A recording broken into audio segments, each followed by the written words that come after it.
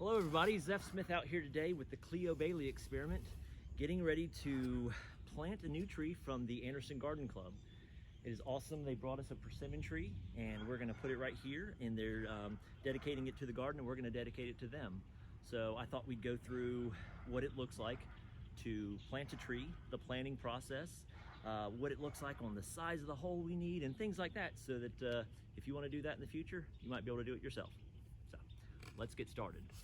One of the first things I want to do is I want to find the site and figure out where I want this tree to go, because we have to think about how big this tree might get and how it's going to impact the landscape around it.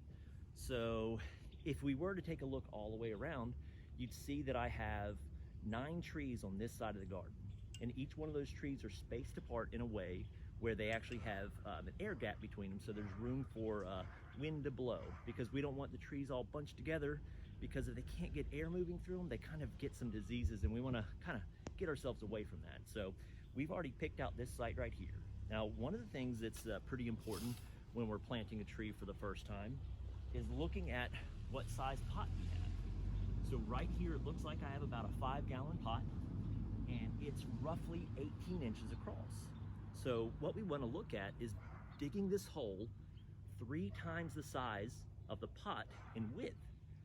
But we want to be careful not to dig too deep, because what happens is if we dig too deep, we disturb the soil underneath, we make it fluffy, and when we put our pot in there, as the water starts to come through rain and us watering, that soil underneath is going to start to compact back down. And what happens is the very top of this tree, where it meets the soil, is called the crown.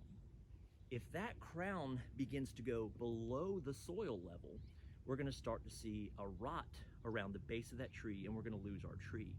So it's really important to dig to the depth that makes sense for this tree and not any further. Sometimes we actually even build a little cone in the bottom of our holes to keep it elevated, but that way we can loosen up the soil around it, so when the roots come down, they have a nice new bed to go into. So we're going to do that here. So the first thought is, all right, 18 inches times 3. So I've got my 18 inches there, twice as much here, twice as much here. I'm gonna work this entire area and get it all broken up and ready for this. So y'all stay tuned.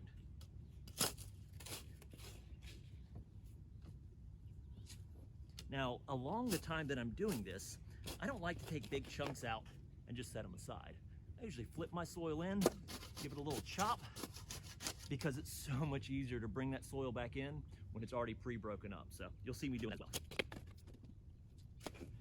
You'll also see that I'm rather meticulous when I take my soil out to place it in a ring all the way around the hole that we're digging, because if you put it real far away on top of grass or something, it won't be available for you to bring back into the hole. So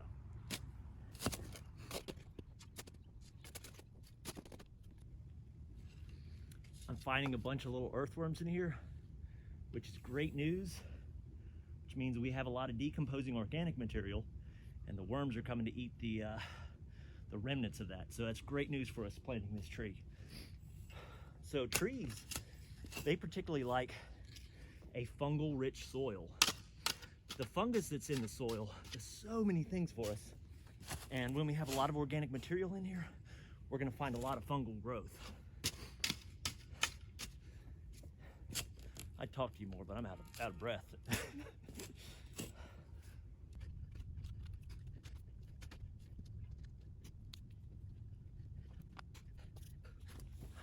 Okay, so I'm a little out of breath. Should probably do this more often, but what I started here now is to lay a shovel across from one edge of the hole to the other edge of the hole. I'm using the handle as a level to see where the actual layer of ground is around it.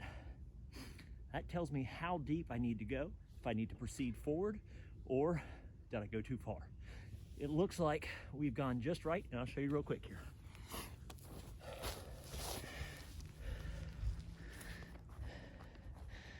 So right here, we've got the shovel laid across the top of the hole. And there we have our tree, where the crown of the tree is right at that level. So it looks like we're just about right there. So we're gonna break the tree out of its plastic confines and get it back into Mother Nature. So another thing I didn't really mention earlier, but is of vital importance, is the time of the year that you plant your tree. As you can see, this tree is full of buds for next season, but it doesn't have any leaves left on it. This tree has gone into a state of dormancy actually right now, which is great. We want the foliar growth on the tree to be in a dormant state. What we want is we want the roots to settle in, have a season to grow out here in our weather. So next season, when it's time to grow its leaves, it's a healthy little tree. So right now we're out here, it's December. So South Carolina, we have a pretty big window where it's cold enough to put the leaves back, but warm enough to still work. So that's why we're out here about now. So let's get started on this. So we're gonna try to be slightly gentle with this and see what the roots look like inside the pot. Sometimes we get a tree that hasn't quite filled out the roots inside the pot.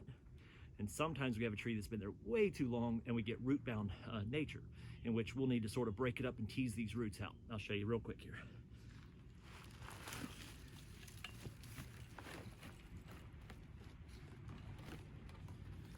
All right.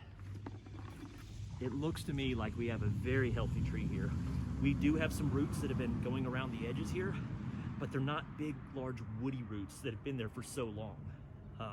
So I see a really healthy tree here, and I think we've got a pretty good start. So let's get her turned upright and see if we can't get it filled in.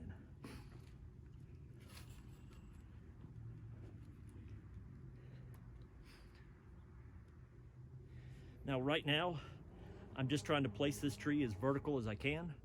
Of course, it's Mother Nature. She will correct herself, but if I can get it started right, I'd rather. So I've got it placed sort of in the middle of the hole right here. I'm gonna tease out some of the roots so that we can get some native soil mixed in with this garden soil that we have here. And then remember how I said we put all of our soil right in this little ring? It's nice and broken up and not big chunks. It's gonna be so much easier when I bring that soil back in. So you'll see what I'm talking about.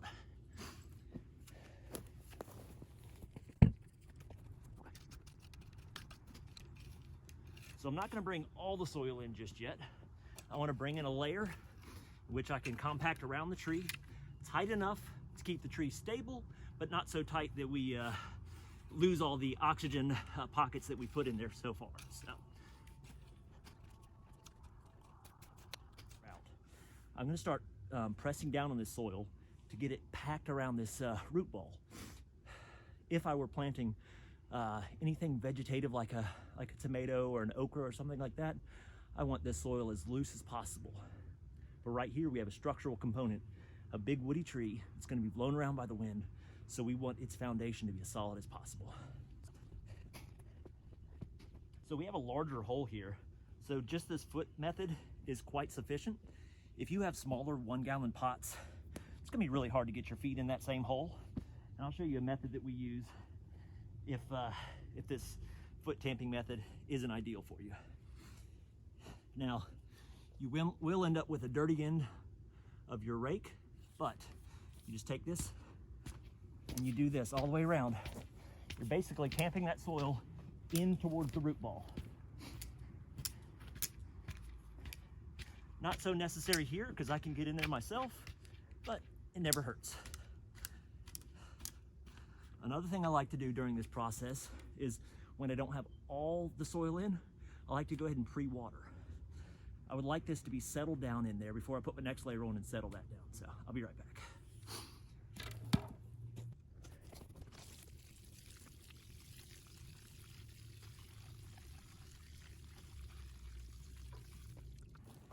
So I was just systematically taking the remaining soil that was on the ground here and building a bit of a peak around the tree itself. What I'm creating here is called a root ring, okay? So this little guy right here, he's gonna have a tough couple of next months. He needs every bit of advantage that he can get. So what we do is we create a ring around the root structure of this tree. So when it rains, we actually get a funnel that brings that water down and brings the nutrients down to the tree as opposed to allowing it run away. So this is a systematic thing that we do. Sometimes when we add mulch, you won't even notice that this ring is here But structurally, under that mulch, there is this little peak that helps to bring the nutrients in the water to this tree. Now, I'm not done with it. I just healed it up right now. I'm gonna go back with the shovel, I'm gonna tamp it down and create a structure out of it, and then we're gonna bring the mulch in.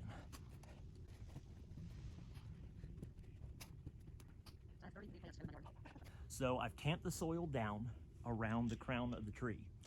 Again, it's really important to keep that soil at a lower level or right at the crown so that we don't damage this tree as it's growing. Sometimes you'll see folks put mulch and they make a nice little volcano around the tree.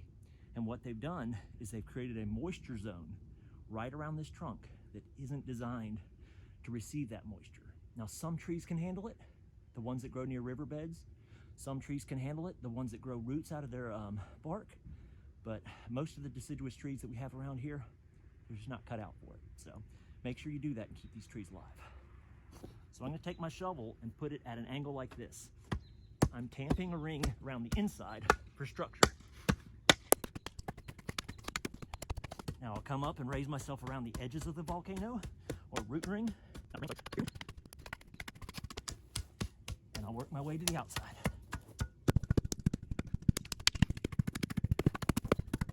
So, essentially the structural components are done here, but we want to do a little bit more to help it along its process. And one of those things is bringing in a mulch. So, mulch does a couple things for us. It helps to suppress the weed growth, because a lot of weeds are going to want to grow around here. And I may go into it in another video. Weeds aren't really a really bad thing, but we can talk about that later. But we do want to keep the moisture retention at a fairly high level, especially in South Carolina, especially deep in the summer when we have droughts. So our goal is to get the plant growing underground the best it can so that it can support the top as best it can. Be right back with some mulch. Now, there's part of me that says any mulch is good mulch because no mulch is bad mulch. But just know the cultivar of tree that you have and know the type of mulch that you're adding, because sometimes we can add a certain mulch that raises the pH, and when we do that, if the tree doesn't love it, we might have a problem. So just be careful about that. So just do a little research on your trees before you add too much mulch.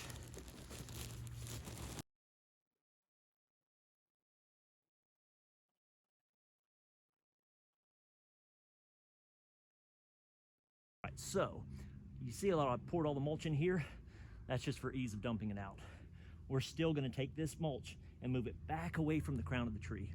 So I'm gonna come in here with my hands because this can be a gentle job and I wanna give it the attention it needs.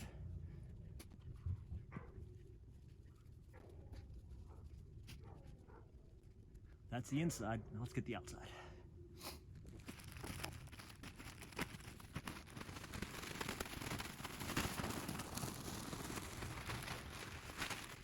All right, now I'm going to use the rake on this one.